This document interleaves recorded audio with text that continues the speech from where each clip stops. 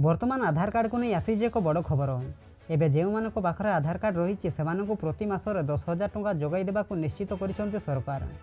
तेबे किभली यही टंका पाई परिबे से नहीं संपूर्ण अपडेट जानिबा, किंतु ता पूर्व वीडियो को गोटे लाइक करंतु और चैनल को सब्सक्राइब करी पाखरे थिबा घंटी चिन्ह को दबाई दियंतु, जहाद्वारा जेबे भी मु अपलोड करी वीडियो आपण माने सर्वप्रथमे देखि परिबे।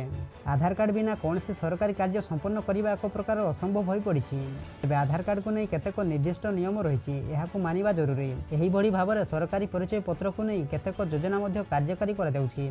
तेबे एहाको नहीं अनेक लोक एजाए अवगत हो पारि नाहांती। आधार कार्ड रे प्रति मासरे 10,000 टंका लेखाए पाइबाकू एक प्रकार निर्दिष्ट मानदंड रही। यहाकू जानिबा जरूरी। केवल 18 ରୁ 40 वर्ष वयस्क व्यक्ति विशेषों को यार लाभ मिल पार।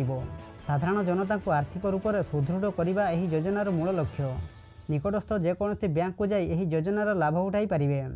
निकटस्थ जेकोसी बैंक को जाई यह योजनार लाभ उठाइबा पई फॉर्म मागी पारे। ध्यानपूर्वक यह फॉर्म पूरण कले आपण को लाभ मिल। फॉर्म पूरण करने पर यह आवश्यक करुवा समस्त दस्तावेज को यह फॉर्म सह संलग्न करने को हेबो। यापर बैंक कर्तृपक्ष निकट में दाखल करने को हेबो।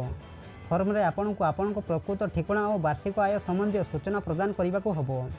आपण को आवेदन स्वीकृति हेबा मात्रे आपण निकट को निर्धारित समय मासिक 10,000 टंका आसीबो।